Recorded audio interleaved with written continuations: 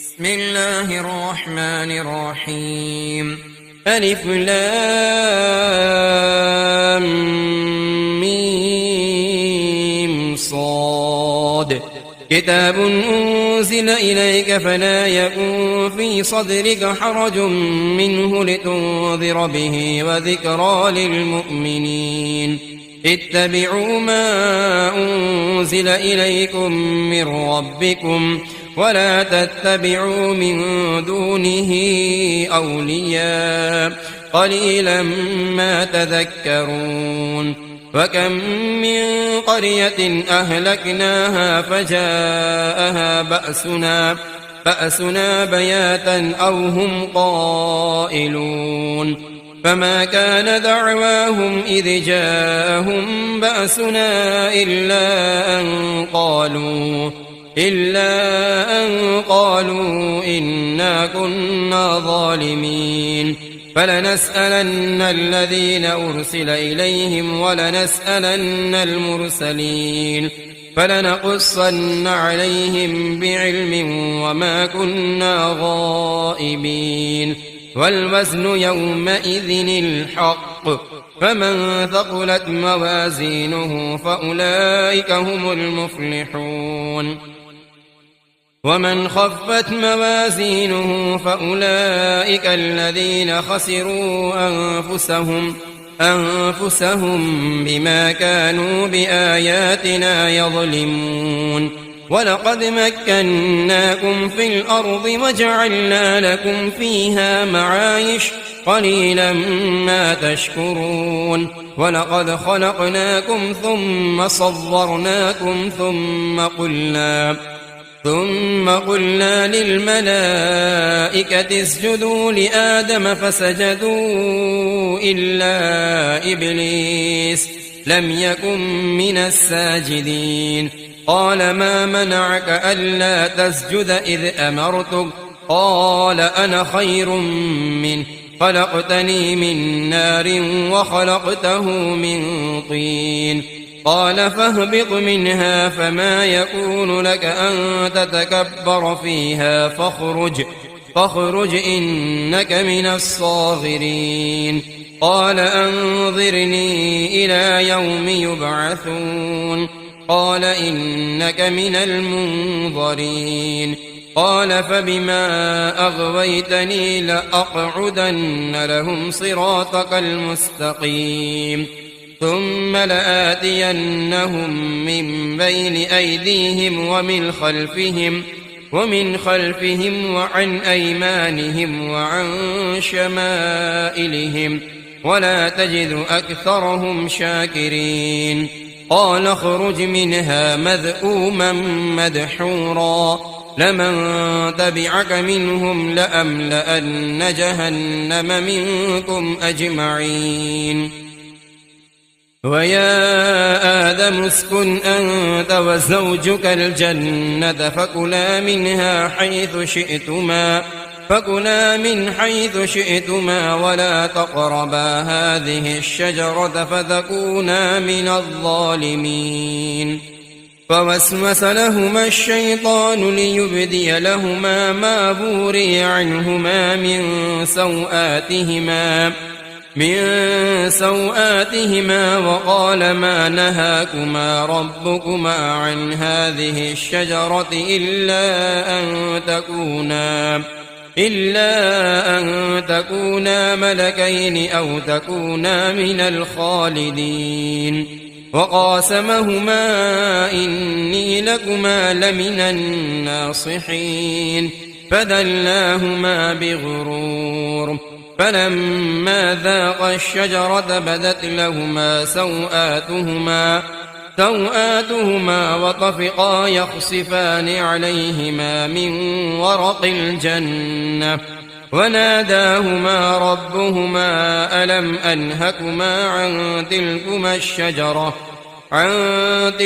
الشجرة وأقل لكما إن الشيطان لكما عدو مبين قالا ربنا ظلمنا أنفسنا وإن لم تغفر لنا وترحمنا لنكونن من الخاسرين قال اهبطوا بعضكم لبعض عدو ولكم في الأرض مستقر ومتاع إلى حين قال فيها تحيون وفيها تموتون ومنها تخرجون يا بني آدم قد أنزلنا عليكم لباسا يواري سوآتكم وريشا ولباس التقوى ذلك خير ذلك من آيات الله لعلهم يذكرون يا بني آدم لا يفتننكم الشيطان كما أخرج أبويكم من الجنة ينزع عنهما لباسهما ليريهما سوآتهما إنه يراكم هو وقبيله من حيث لا ترونهم إنا جعلنا الشياطين أولياء للذين لا يؤمنون وإذا فعلوا فاحشة قالوا وجدنا عليها آباءنا والله أمرنا بها قل إن الله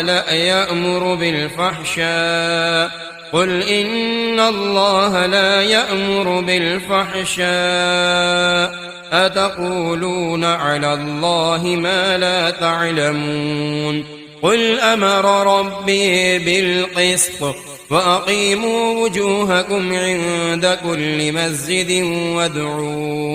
وادعوه مخلصين له الدين كما بدأكم تعودون فريقا هدى وفريقا حق عليهم الضلالة إنهم اتخذوا الشياطين أولياء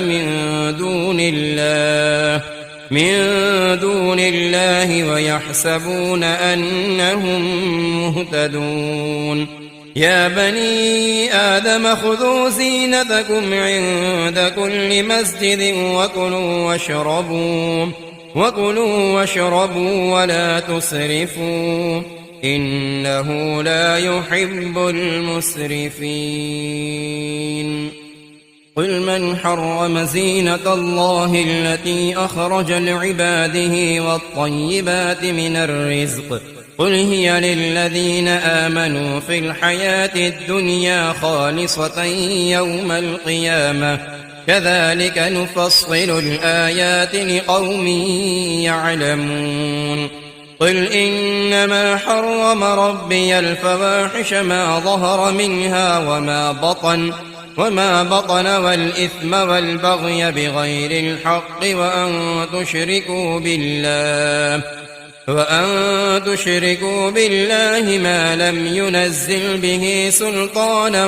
وأن تقولوا على الله ما لا تعلمون ولكل أمة أجل فإذا جاء أجلهم لا يستأخرون ساعة ولا يستقدمون يا بني آدم إما يأتينكم رسل منكم يقصون عليكم آياتي فمن اتقى وأصلح فلا خوف عليهم ولا هم يحزنون والذين كذبوا بآياتنا واستكبروا عنها أولئك أصحاب النار هم فيها خالدون فمن أظلم ممن افترى على الله كذبا أو كذب بآياته أولئك ينالهم نصيبهم من الكتاب حتى إذا جاءتهم رسلنا يتوفونهم قالوا أين ما كنتم تدعون من دون الله قالوا ضلوا عنا وشهدوا على على أنفسهم أنهم كانوا كافرين. قال ادخلوا في قد خلت من قبلكم من الجن والإنس في النار كلما دخلت أمة لعنت أختها حتى إذا اداركوا فيها جميعا قالت أخراهم لأولاهم ربنا هؤلاء أضلونا فآتهم عذابا ضعفا من النار قال لكل ضعف ولكن لا تعلمون. وقالت أولاهم لأخراهم فما كان لكم علينا من فضل فذوقوا العذاب بما كنتم تكسبون. إن الذين كذبوا بآياتنا واستكبروا عنها لا تفتح لهم أبواب السماء ولا يدخلون الجنة حتى يلج الجمل في سم الخياط وكذلك نجزي المجرمين. لهم من جهنم مهاد ومن فوقهم غواش وكذلك نجزي الظالمين. والذين آمنوا وعملوا الصالحات لا نكلف نفسا إلا وسعها أولئك أصحاب الجنة هم فيها خالدون. ونزعنا ما في صدورهم من غل تجري من تحتهم الأنهار وقالوا الحمد لله الذي هدانا لهذا وما كنا لنهتدي لولا أن هدانا الله لقد جاءت رسل ربنا بالحق ونودوا أن تلكم الجنة أورثتموها بما كنتم تعملون. ونادى أصحاب الجنة أصحاب النار أن قد وجدنا ما وعدنا ربنا حقا فهل وجدتم ما وعد ربكم حقا قالوا نعم فأذن مؤذن بينهم اللعنة الله على الظالمين. الذين يصدون عن سبيل الله ويبغونها عوجا وهم بالآخرة كافرون وبينهما حجاب. وعلى الأعراف رجال يعرفون كلا بسيماهم ونادوا أصحاب الجنة أن سلام عليكم لم يدخلوها وهم يطمعون. وإذا صرفت أبصارهم تلقاء أصحاب النار قالوا ربنا لا تجعلنا مع القوم الظالمين. ونادى أصحاب الأعراف رجالا يعرفونهم بسيماهم قالوا ما أغنى عنكم جمعكم وما كنتم تستكبرون أهؤلاء الذين أقسمتم لا ينالهم الله برحمة ادخلوا الجنة لا خوف عليكم ولا أنتم تحزنون. ونادى أصحاب النار أصحاب الجنة أن أفيضوا علينا من الماء أو مما رزقكم الله قالوا إن الله حرمهما على الكافرين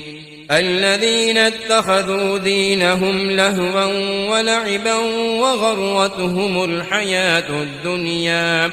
فاليوم ننساهم كما نسوا لقاء يومهم هذا وما كانوا بآياتنا يجحدون ولقد جئناهم بكتاب فصلناه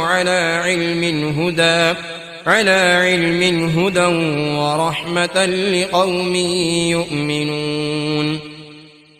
هل ينظرون إلا تأويله يوم يأتي تأويله يقول الذين نسوه من قبل قد جاءت رسل ربنا بالحق فهل لنا من شفعاء فيشفعوا لنا أو نرد فنعمل غير الذي كنا نعمل قد خسروا أنفسهم وضل عنهم ما كانوا يفترون إن ربكم الله الذي خلق السماوات والأرض في 6 أيام ثم استوى على العرش يغشي الليل النهار يطلبه حثيثا والشمس والقمر والنجوم مسخرات بأمره ألا له الخلق والأمر تبارك الله رب العالمين ادعوا ربكم تضرعا وخفية إنه لا يحب المعتدين ولا تفسدوا في الأرض بعد إصلاحها وادعوه خوفا وطمعا إن رحمة الله قريب من المحسنين وهو الذي يرسل الرياح بشرا بين يدي رحمته حتى إذا أقل السحابا ثقالا سقناه لبلد ميت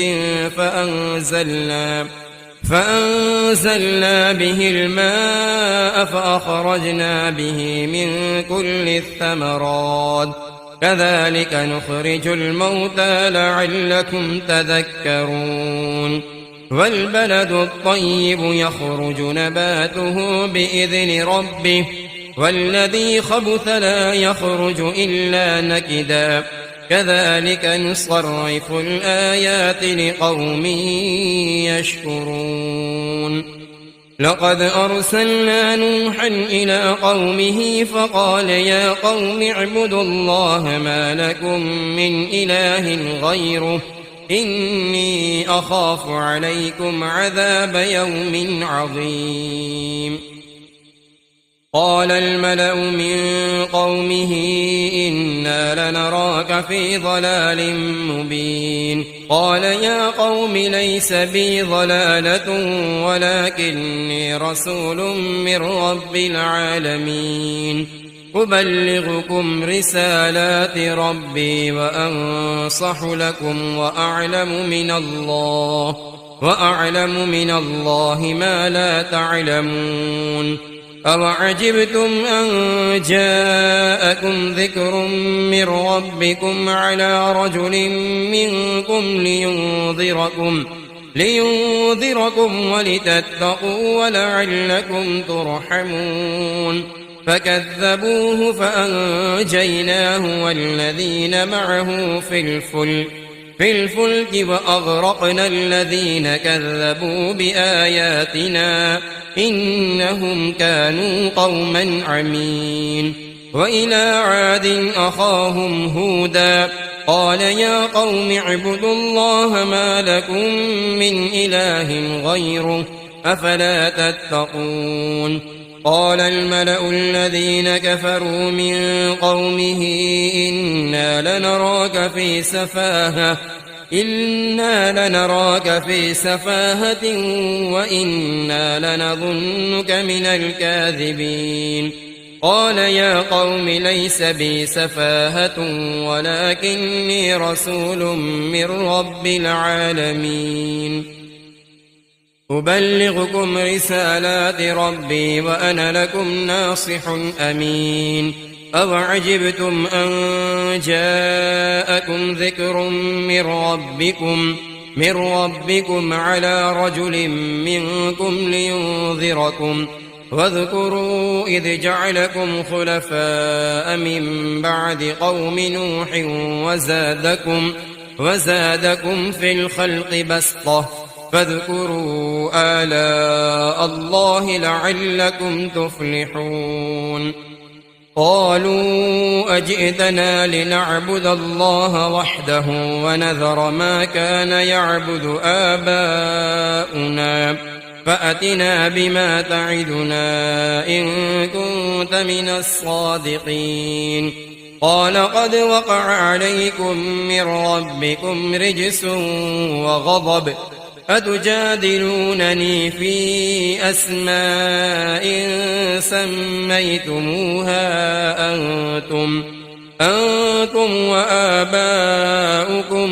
ما نزل الله بها من سلطان فانتظروا إني معكم من المنتظرين فأنجيناه والذين معه برحمة منا وقطعنا دابر الذين كذبوا بآياتنا وما كانوا مؤمنين وإلى ثمود أخاهم صالحا قال يا قوم اعبدوا الله ما لكم من إله غيره قد جاءتكم بينة من ربكم هذه ناقة الله لكم آية فذروها تأكل في أرض الله ولا تمسوها بسوء فيأخذكم عذاب أليم واذكروا إذ جعلكم خلفاء من بعد عاد وبوأكم في الأرض تتخذون من سهولها قصورا وتنحتون الجبال بيوتا فاذكروا آلاء الله ولا تعثوا في الأرض مفسدين قال الملأ الذين استكبروا من قومه للذين استضعفوا لمن آمن منهم أتعلمون أن صالحا مرسل من ربه قالوا إنا بما أرسل به مؤمنون قال الذين استكبروا إنا بالذي آمنتم به كافرون فعقروا الناقة وعتوا عن أمر ربهم وقالوا يا صالح ائتنا بما تعدنا إن كنت من المرسلين فأخذتهم الرجفة فأصبحوا في دارهم جاثمين فتولى عنهم وقال يا قوم لقد أبلغتكم رسالة ربي ونصحت لكم ولكن لا تحبون الناصحين ولوطا إذ قال لقومه أتأتون الفاحشة ما سبقكم بها من أحد من العالمين إنكم لتأتون الرجال شهوة من دون النساء بل أنتم قوم مسرفون وما كان جواب قومه إلا أن قالوا أخرجوهم من قريتكم إنهم أناس يتطهرون فأنجيناه وأهله إلا امرأته كانت من الغابرين وأمطرنا عليهم مطرا فانظر كيف كان عاقبة المجرمين وإلى مدين أخاهم شعيبا قال يا قوم اعبدوا الله ما لكم من إله غيره قد جاءتكم بينة من ربكم فأوفوا الكيل والميزان ولا تبخسوا الناس أشياءهم ولا تفسدوا في الأرض بعد إصلاحها ذلكم خير لكم إن كنتم مؤمنين ولا تقعدوا بكل صراط توعدون وتصدون عن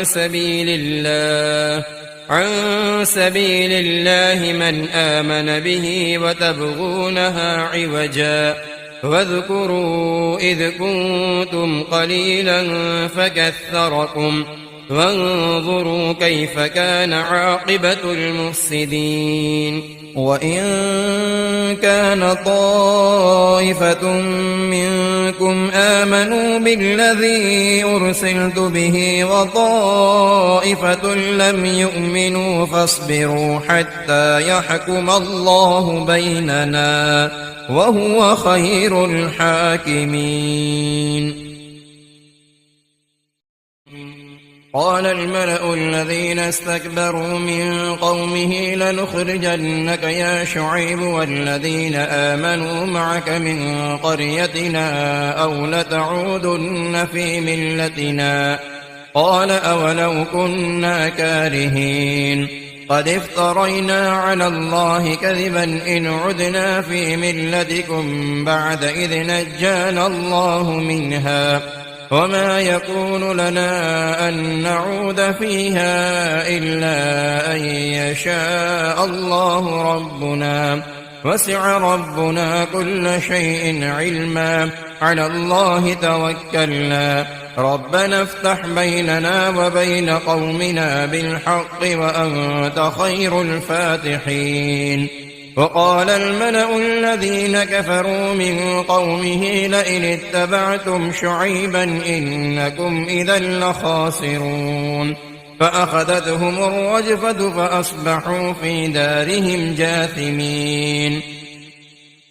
الذين كذبوا شعيبا كأن لم يغنوا فيها الذين كذبوا شعيبا كانوا هم الخاسرين. فتولى عنهم وقال يا قوم لقد أبلغتكم رسالات ربي ونصحت لكم فكيف آسى على قوم كافرين. وما أرسلنا في قرية من نبي إلا أخذنا أهلها بالبأساء والضراء لعلهم يضرعون. ثم بدلنا مكان السيئة الحسنة حتى عفوا وقالوا قد مس آباءنا الضراء والسراء فأخذناهم بغتة وهم لا يشعرون. ولو أن أهل القرى آمنوا واتقوا لفتحنا عليهم بركات من السماء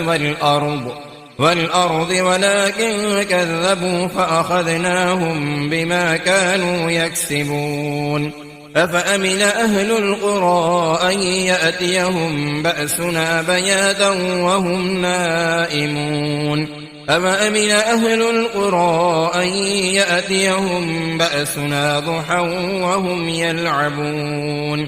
أفأمنوا مكر الله فلا يأمن مكر الله إلا القوم الخاسرون. أولم يهد للذين يرثون الأرض من بعد أهلها أن لو نشاء أصبناهم بذنوبهم ونطبع على قلوبهم فهم لا يسمعون. تلك القرى نقص عليك من أنبائها ولقد جاءتهم رسلهم بالبينات فما كانوا ليؤمنوا بما كذبوا من قبل كذلك يطبع الله على قلوب الكافرين. وما وجدنا لأكثرهم من عهد وإن وجدنا أكثرهم لفاسقين. ثم بعثنا من بعدهم موسى بآياتنا إلى فرعون وملئه فظلموا بها فانظر كيف كان عاقبة المفسدين. وقال موسى يا فرعون إني رسول من رب العالمين حقيق على ألا أقول على الله إلا الحق قد جئتكم ببينة من ربكم فأرسل معي بني إسرائيل. قال إن كنت جئت بآية فأت بها إن كنت من الصادقين. فألقى عصاه فإذا هي ثعبان مبين ونزع يده فإذا هي بيضاء للناظرين. قال الملأ من قوم فرعون إن هذا لساحر عليم يريد أن يخرجكم من أرضكم فماذا تأمرون؟ قالوا أرجه وأخاه وأرسل في المدائن حاشرين يأتوك بكل ساحر عليم. وجاء السحرة فرعون قالوا إن لنا لأجرا إن كنا نحن الغالبين. قال نعم وإنكم لمن المقربين. قالوا يا موسى إما أن تلقي وإما أن نكون نحن الملقين. قال ألقوا. فلما ألقوا سحروا أعين الناس واسترهبوهم وجاءوا بسحر عظيم. وأوحينا إلى موسى أن ألق عصاك فإذا هي تلقف ما يأفكون. فوقع الحق وبطل ما كانوا يعملون فغلبوا هنالك وانقلبوا صاغرين. وألقي السحرة ساجدين قالوا آمنا برب العالمين رب موسى وهارون. قال فرعون آمنتم به قبل أن آذن لكم إن هذا لمكر مكرتموه في المدينة لتخرجوا منها أهلها فسوف تعلمون. لأقطعن أيديكم وأرجلكم من خلاف ثم لأصلبنكم أجمعين. قالوا إنا إلى ربنا منقلبون. وما تنقم منا إلا أن آمنا بآيات ربنا لما جاءتنا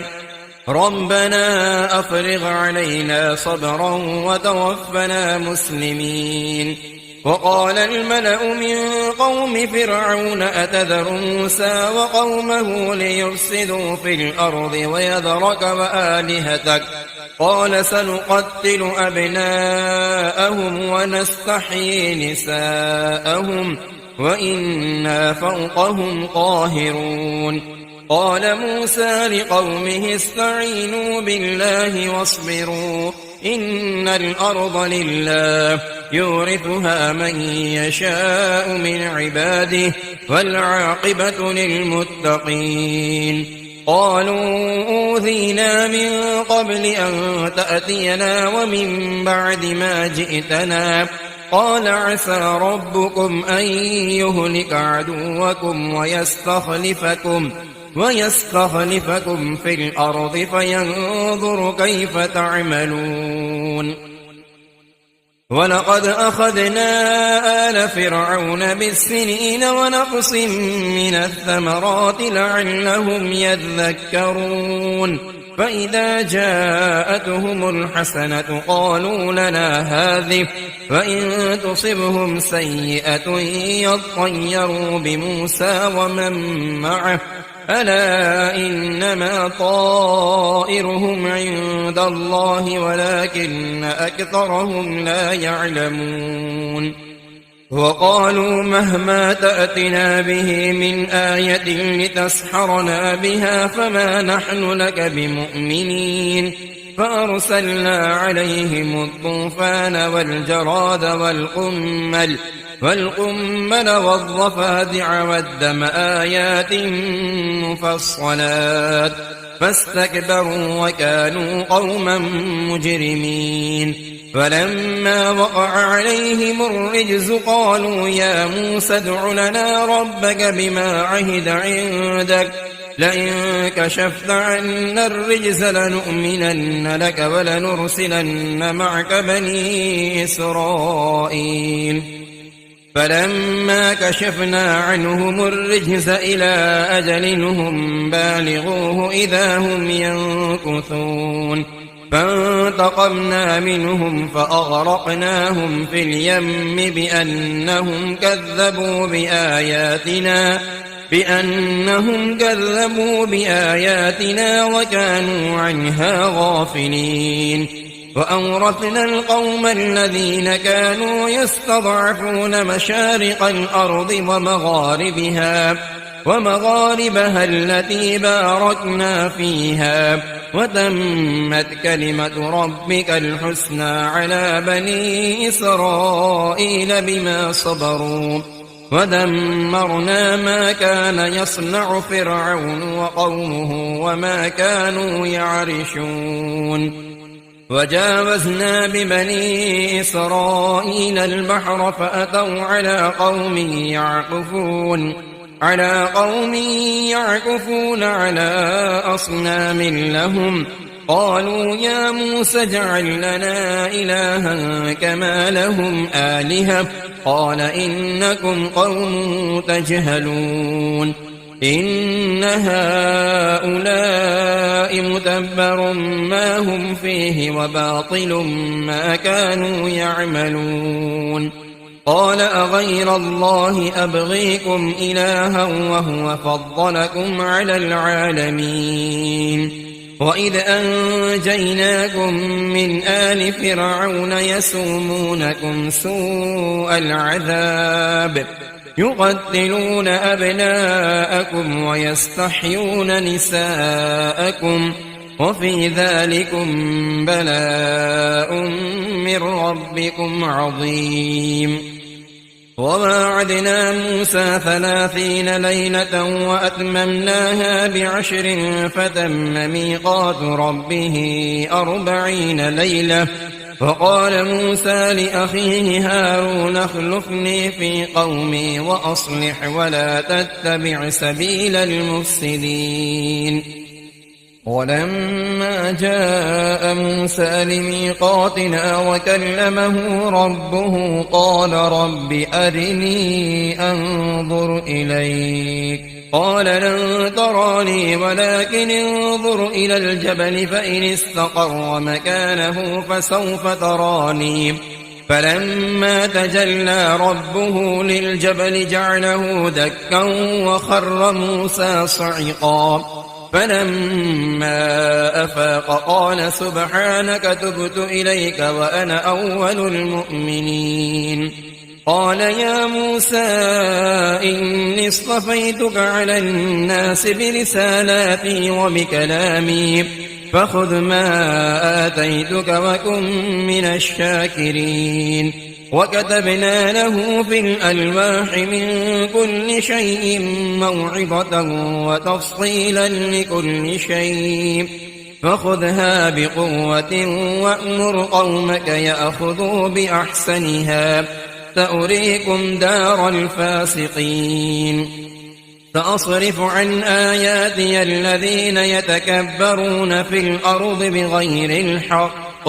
وإن يروا كل آية لا يؤمنوا بها وإن يروا سبيل الرشد لا يتخذوه سبيلا وإن يروا سبيل الغي يتخذوه سبيلا ذلك بأنهم كذبوا بآياتنا وكانوا عنها غافلين والذين كذبوا بآياتنا ولقاء الآخرة حبطت أعمالهم هل يجزون إلا ما كانوا يعملون واتخذ قوم موسى من بعده من حليهم عجلا جسدا له خوار ألم يروا أنه لا يكلمهم ولا يهديهم سبيلا اتخذوه وكانوا ظالمين ولما سقط في أيديهم ورأوا أنهم قد ضلوا قالوا لئن لم يرحمنا ربنا ويغفر لنا لنكونن من الخاسرين. ولما رجع موسى إلى قومه غضبان أسفا قال بئس ما خلفتموني من بعدي أعجلتم أمر ربكم وألقى الألواح وأخذ برأس أخيه يجره إليه قال ابن أم إن القوم استضعفوني وكادوا يقتلونني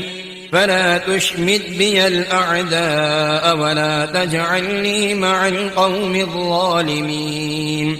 قال رب اغفر لي ولأخي وأدخلنا في رحمتك وأنت أرحم الراحمين. إن الذين اتخذوا العجل سينالهم غضب من ربهم وذلة في الحياة الدنيا وكذلك نجزي المفترين. والذين عملوا السيئات ثم تابوا من بعدها وآمنوا إن ربك من بعدها لغفور رحيم. ولما سكت عن موسى الغضب أخذ الألواح وفي نسختها هدى ورحمة للذين هم لربهم يرهبون. واختار موسى قومه 70 رجلا لميقاتنا فلما أخذتهم الرجفة قال رب لو شئت أهلكتهم من قبل وإياي أتهلكنا بما فعل السفهاء منا إن هي إلا فتنتك تضل بها من تشاء وتهدي من تشاء أنت ولينا فاغفر لنا وارحمنا وأنت خير الغافرين.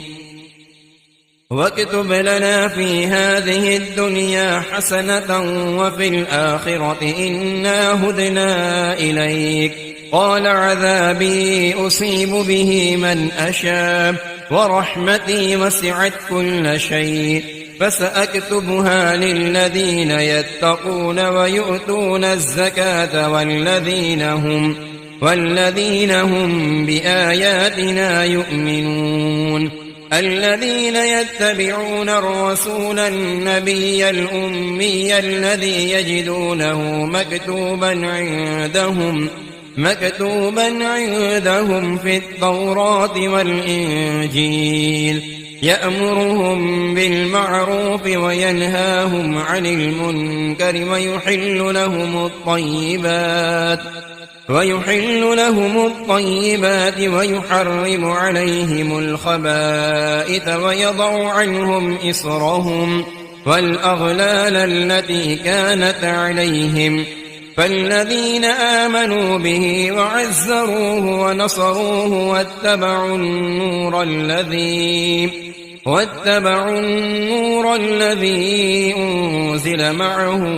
أولئك هم المفلحون. قل يا أيها الناس إني رسول الله إليكم جميعا الذي له ملك السماوات والأرض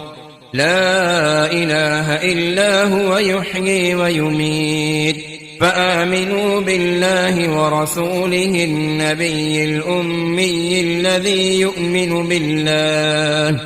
يؤمن بالله وكلماته واتبعوه لعلكم تهتدون. ومن قوم موسى أمة يهدون بالحق وبه يعدلون. وقطعناهم 12 أسباطا أمما وأوحينا إلى موسى إذ استسقاه قومه أن اضرب بعصاك الحجر فانبجست منه 12 عينا قد علم كل أناس مشربهم وظللنا عليهم الغمام وأنزلنا عليهم المن والسلوى كلوا من طيبات ما رزقناكم وما ظلمونا ولكن كانوا أنفسهم يظلمون وإذ قيل لهم اسكنوا هذه القرية وكلوا منها حيث شئتم وقولوا حطة وادخلوا الباب سجدا نغفر لكم خطيئاتكم سنزيد المحسنين فبدل الذين ظلموا منهم قولا غير الذي قيل لهم فأرسلنا عليهم رجزا من السماء بما كانوا يظلمون فاسألهم عن القرية التي كانت حاضرة البحر إذ يعدون في السبت إذ تأتيهم حيتانهم يوم سبتهم شرعا ويوم لا يسبتون لا تأتيهم كذلك نبلوهم بما كانوا يفسقون وإذ قالت أمة منهم لم تعظون قوما الله مهلكهم أو معذبهم عذابا شديدا قالوا معذرة إلى ربكم ولعلهم يتقون فلما نسوا ما ذكروا به أنجينا الذين ينهون عن السوء وأخذنا الذين ظلموا بعذاب بئيس بما كانوا يفسقون فلما عتوا عما نهوا عنه قلنا لهم كونوا قردة خاسئين وإذ تأذن ربك ليبعثن عليهم إلى يوم القيامة من يسومهم سوء العذاب إن ربك لسريع العقاب وإنه لغفور رحيم وقطعناهم في الأرض أمما منهم الصالحون ومنهم دون ذلك وبلوناهم بالحسنات والسيئات لعلهم يرجعون فخلف من بعدهم خلف ورثوا الكتاب يأخذون عرض هذا الأدنى ويقولون سيغفر لنا وإن يأتهم عرض مثله يأخذوه ألم يؤخذ عليهم ميثاق الكتاب ألا يقولوا على الله إلا الحق ودرسوا ما فيه فالدار الآخرة خير للذين يتقون أفلا تعقلون والذين يمسكون بالكتاب وأقاموا الصلاة إنا لا نضيع أجر المصلحين وإذ نتقنا الجبل فوقهم كأنه ظلة وظنوا أنه واقع بهم خذوا ما آتيناكم بقوة واذكروا ما فيه لعلكم تتقون وإذ أخذ ربك من بني آدم من ظهورهم ذريتهم وأشهدهم على أنفسهم ألست بربكم قالوا بلى شهدنا أن تقولوا يوم القيامة إنا كنا عن هذا غافلين أو تقولوا إنما أشرك آباؤنا من قبل وكنا ذرية من بعدهم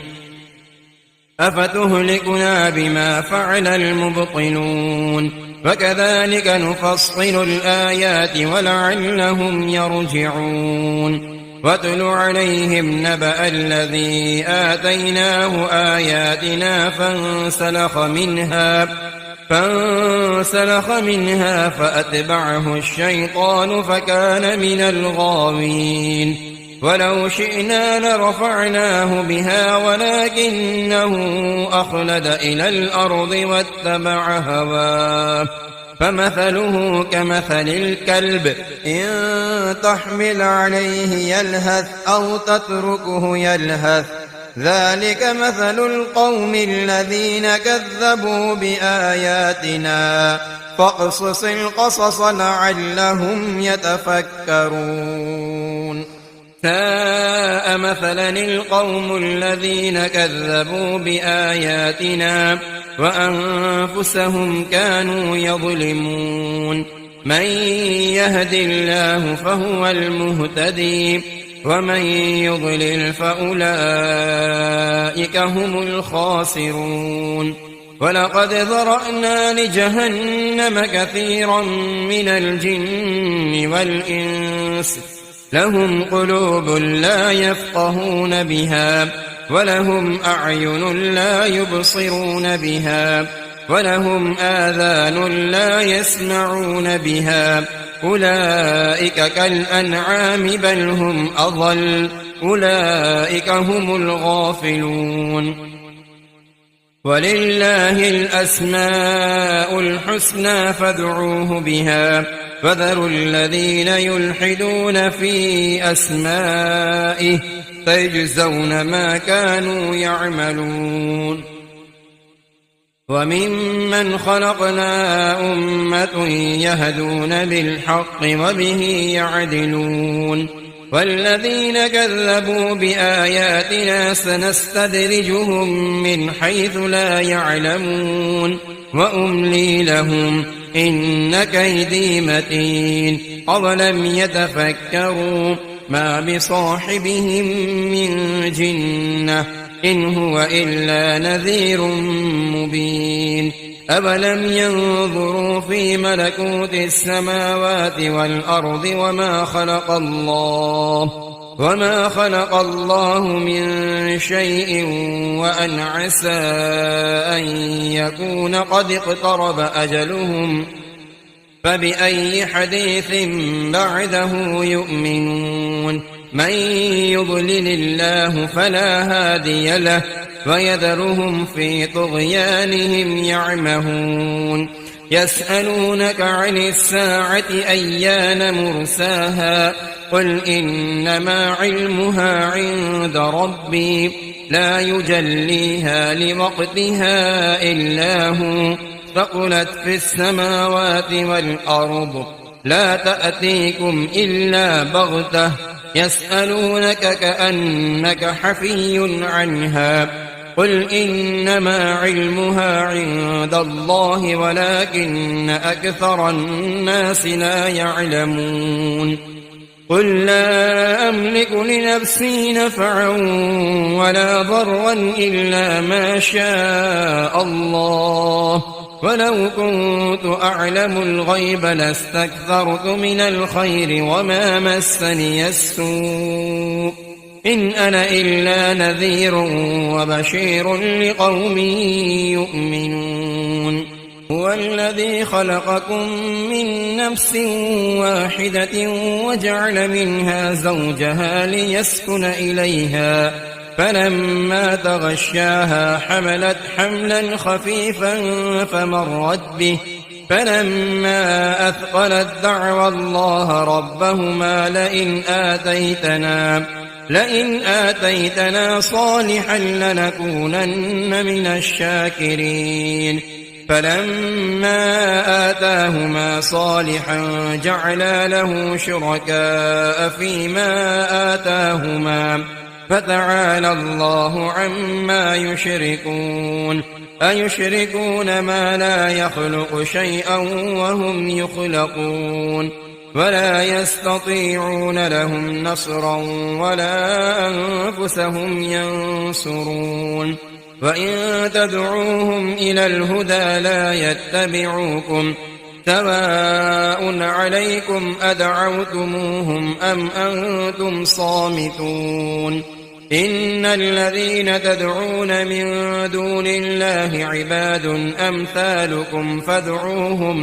فادعوهم فليستجيبوا لكم إن كنتم صادقين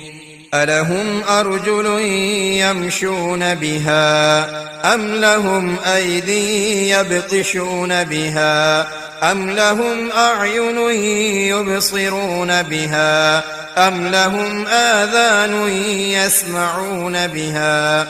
قل ادعوا شركاءكم ثم كيدوني فلا تنظرون إن وليي الله الذي نزل الكتاب وهو يتولى الصالحين والذين تدعون من دونه لا يستطيعون نصركم ولا أنفسهم ينصرون وإن تدعوهم إلى الهدى لا يسمعون وتراهم ينظرون إليك وهم لا يبصرون خذ العفو وأمر بالعرف وأعرض عن الجاهلين وإما ينزغنك من الشيطان نزغ فاستعذ بالله إنه سميع عليم إن الذين اتقوا إذا مسهم طائف من الشيطان تذكروا فإذا هم مبصرون وإخوانهم يمدونهم في الغي ثم لا يقصرون وإذا لم تأتهم بآية قالوا لولا اجتبيتها قل إنما أتبع ما يوحى إلي من ربي هذا بصائر من ربكم وهدى ورحمة لقوم يؤمنون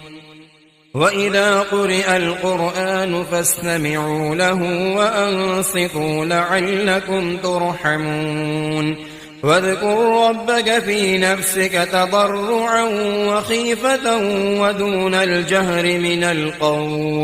من القول بالغدو والآصال ولا تكن من الغافلين إن الذين عند ربك لا يستكبرون عن عبادته ويسبحونه وله يسجدون